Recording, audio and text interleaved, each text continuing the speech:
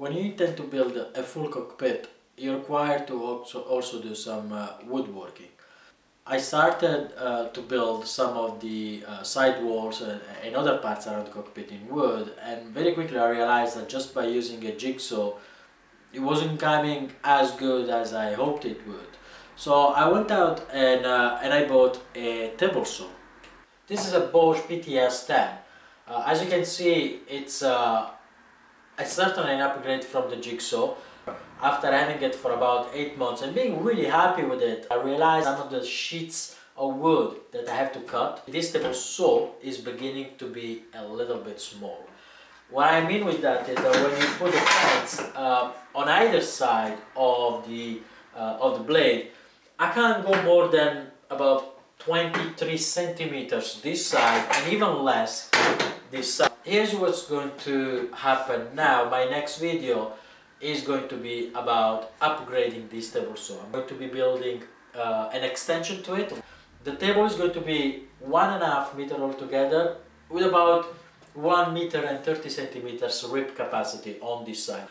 I know this is really not cockpit related, but what I'll do it for the cockpit. I've learned so many different things and I start getting appreciation for actually woodworking, and I made a few other things, for example like this toy chest I made for my kids. Please stick with me as this maybe next 2 videos will be about this project. It's a really fun and interesting one.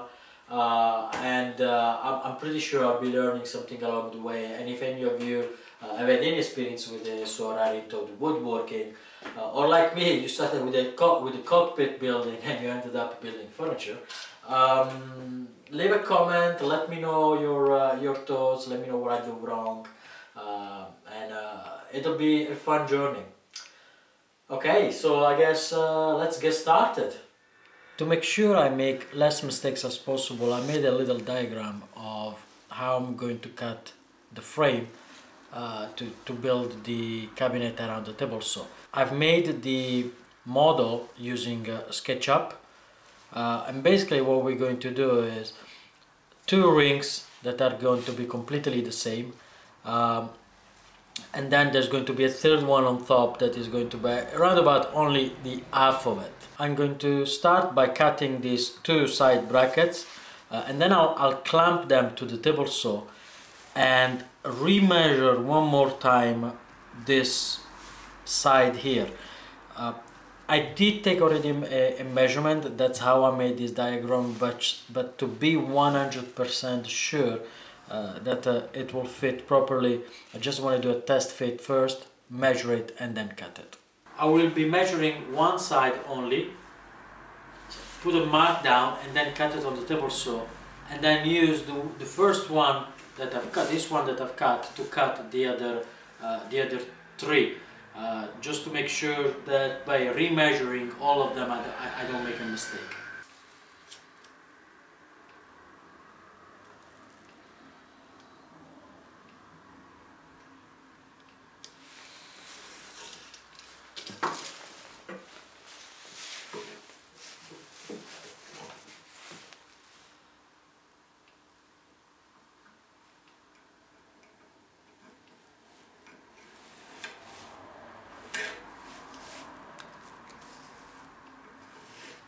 I clamped the 2 sides to the table saw sled so that when I cut the piece, because they are so long, they are not going to fall on the floor and they remain on the sled.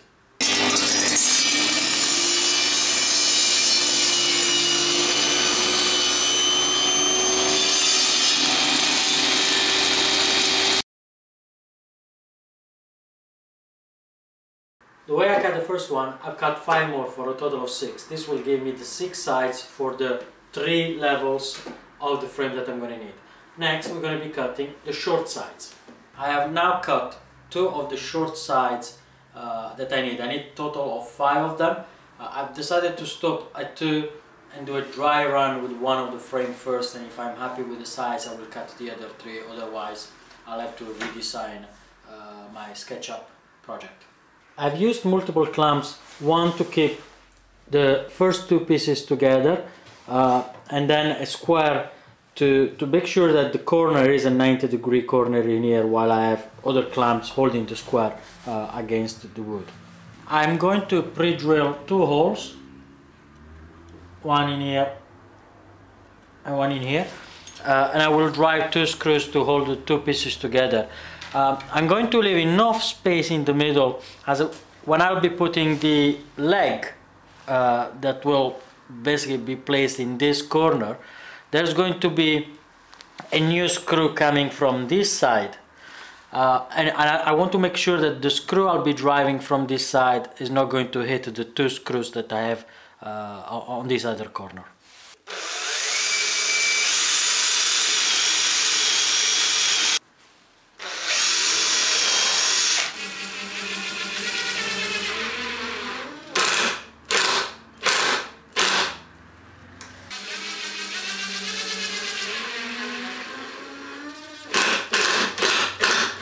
With the same clamping method, I'm going to do the other side of the frame. Our first frame is now completed.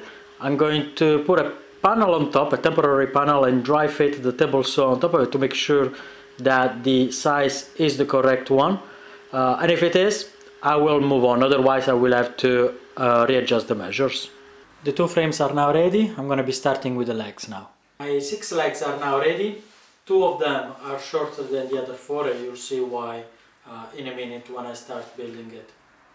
Next, I'm going to start putting the legs on one of the frame, the bottom frame, and once all 6 legs are on the frame, I'm going to be attaching the second frame. So the idea for the legs is very simple.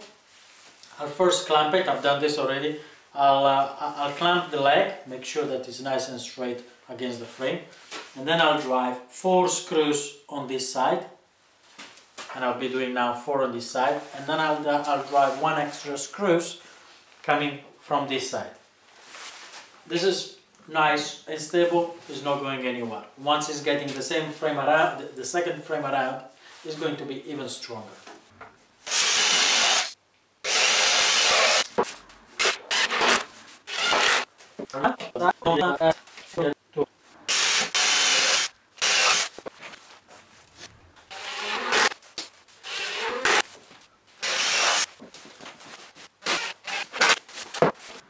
We got 4 legs installed. Here are the 2 short ones and the 2 longer ones. Now we need to put 2 more legs here in the middle. But before we do that, I'm going to put another rail at a measure that I've already checked on the project, so that when the other 2 legs come here in the middle, not only have the support of the side brackets here, but they're also going to have an extra support here in the middle. Plus, this is also going to give more stability and more strength to the entire structure. So I'm going to cut this to length. We're going to use one for this lower frame here, and then another one just the same for the other frame that we've already built. Here is the bottom side of the frame finished. 6 legs, reinforced in the middle. Now the goal is to put the second ring of the frame that we've already built before in here. It's going to start from the length of the end of these legs. It's going to go across here. Okay, so this is a dry fit.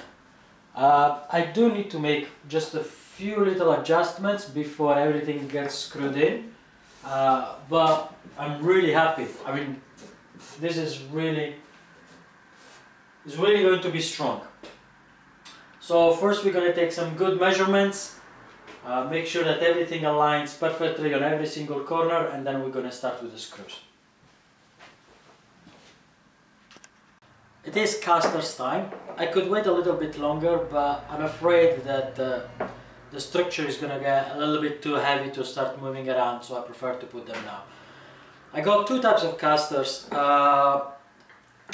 One type is just normal, another one has a brake on them. The goal is to put the 3 casters without brake on the front side, and the 3 other casters with a brake system on the back side. And by back side I mean where I stand to switch the table saw on and off. I've made marks where the holes should be. I'm going to pre-drill them and then drive the screws in. The one thing that it's important we're careful is not to drill on top of the screws that are already in.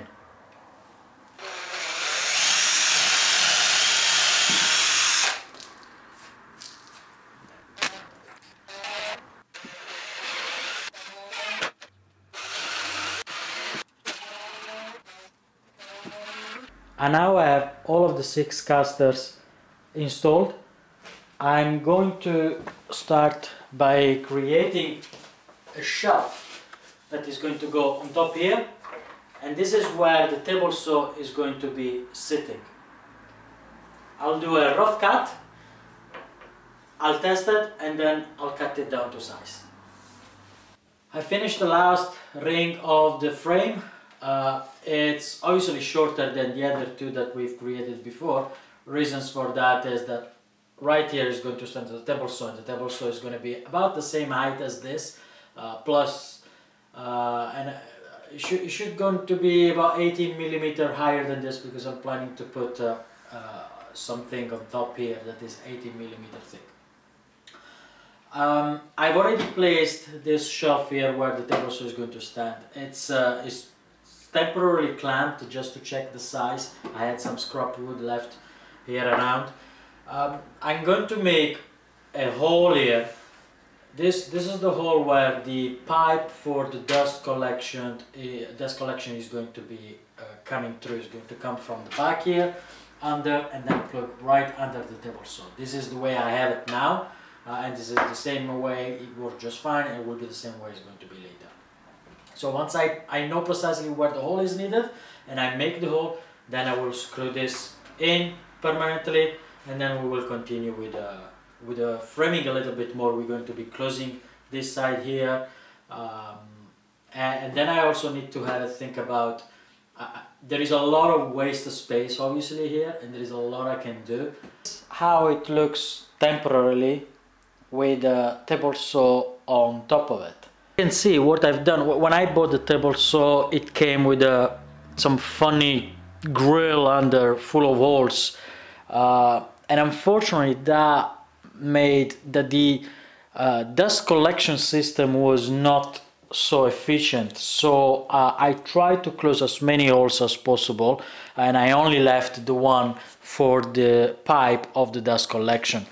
The dust collection comes in and just gets plugged in here, simple as that, as it was before. Now I've screwed the bottom part where the table saw is going to sit, and I made a hole. It doesn't really matter how big this hole is, because all I have to do is that this pipe fits there somehow, and the pipe that comes from the dust collection system just is going to come from underneath and just connect it here, simple as that. Now I've closed as many holes as possible to make it more vacuum, let's say, so that the dust collector it can be more efficient. Some people said, well, but you have an engine, it might get warm. Yes, that's true, engine should have some air, but let's be honest, I have only the saw on for like 10 seconds at the time, no more than that. Plus this is just an hobby, I'm not all day cutting. So it'll be just fine, the engine will never get warm.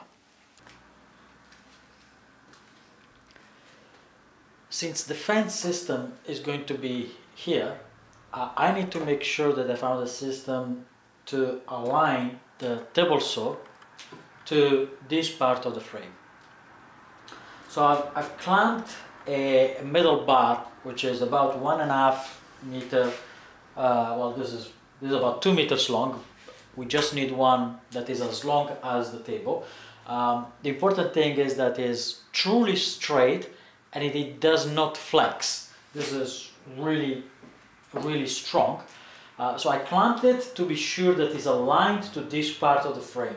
And then by hand, I'm going to align the table saw and make sure that at every area here, it touches this metal bar that I had. Basically, I can still move it ever so, but once I put it close to this bar, I know that now it's perfectly aligned to this frame for later where I'm going to add the fan system, and I can identify I'm going to put the screws to finally make it stuck so that it does not move anymore.